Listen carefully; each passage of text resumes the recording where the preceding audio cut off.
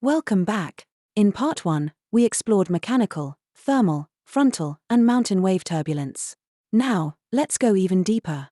Today, we're diving into clear air turbulence, turbulence forecasting, and real-world strategies for avoiding or managing rough air during flight. Let's begin with clear air turbulence, or CAT. It's turbulence that occurs in clear skies, with no visual warning. It usually happens at high altitudes near the jet stream, tropopause, or wind shear zones. Even airliners can get caught off guard. CAT is caused by rapid changes in wind speed and direction, called wind shear. This can happen horizontally or vertically. As jet streams shift, pockets of fast-moving air collide with slower layers, creating eddies and turbulence invisible to the eye.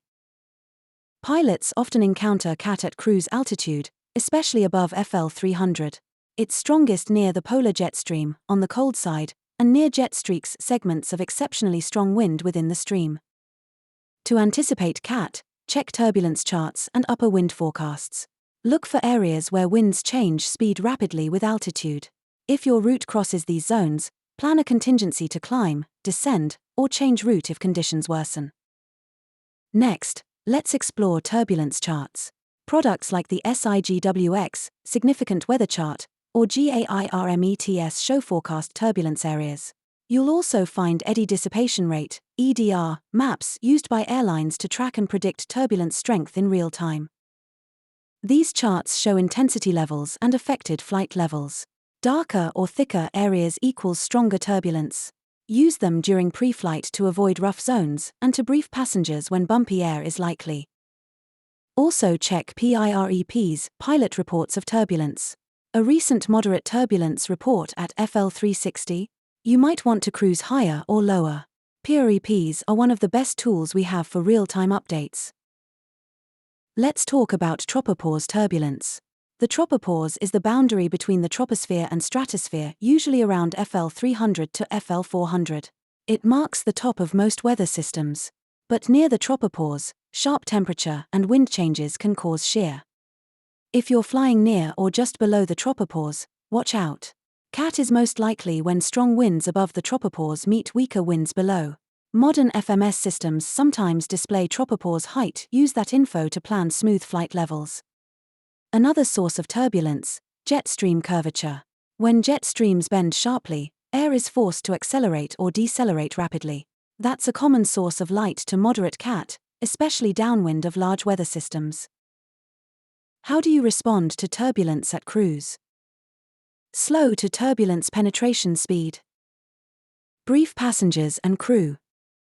Avoid large pitch or bank changes. Use autopilot if appropriate, but disengage if it reacts aggressively. Now let's discuss convective turbulence. Thunderstorms and cumulonimbus clouds are the kings of turbulence. Never, ever fly through a CB. The updrafts and downdrafts can exceed 6,000 feet per minute and toss aircraft around like toys. Even flying near a thunderstorm can be dangerous.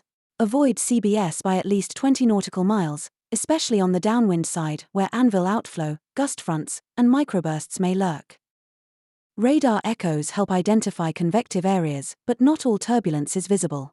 Use radar, visual scanning, and satellite tools together. If unsure, detour around it. No schedule is worth risking your aircraft or passengers. Let's touch on microbursts.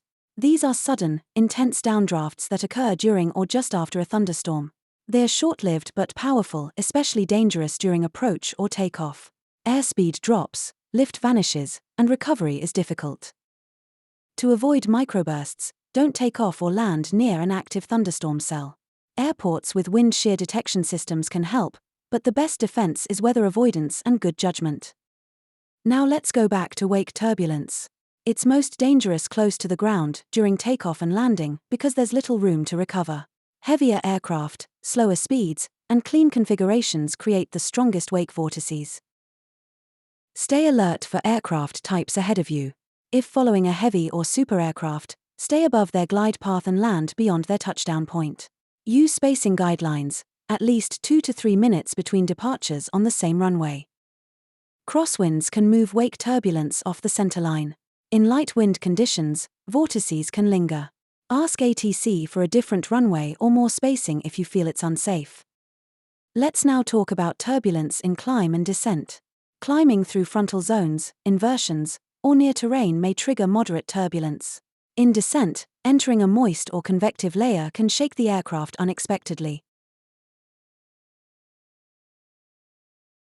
Be proactive. Brief the likely turbulence levels, review your alternate options, and adjust descent profile if needed.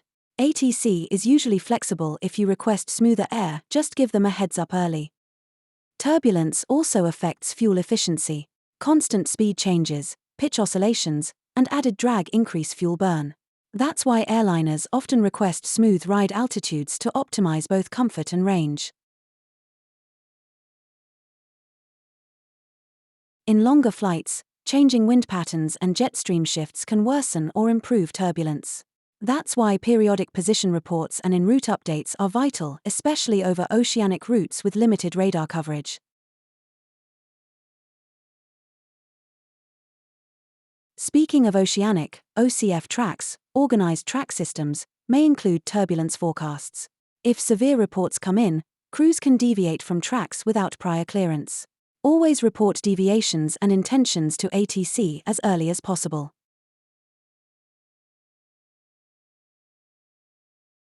Let's talk passenger safety. Most injuries in turbulence happen when seatbelts are off. Encourage passengers to keep them fastened at all times even if the ride is smooth. Sudden turbulence can strike without warning. Cabin crew should also be briefed. If turbulence is expected, complete service early and secure carts and equipment. Communication between cockpit and cabin makes a big difference in safety and confidence. Let's do a full recap of parts 1 and 2. Turbulence comes in many forms: mechanical, thermal, frontal, mountain wave, convective, and cat. PIREPs, weather charts, and flight levels help predict and manage turbulence. Slow to penetration speed, use gentle control inputs, and keep passengers informed. Avoid thunderstorms, jet stream edges, and wake turbulence with smart planning. Safety starts with preparation and calm, informed reactions in the air. In the next episode, we'll begin a new topic: lower winds, Part 1. We'll explore how wind behaves near the surface, what influences it, and how it impacts takeoff, landing, and low-level flight. See you in Meteorology number 20, Lower Winds, Part 1.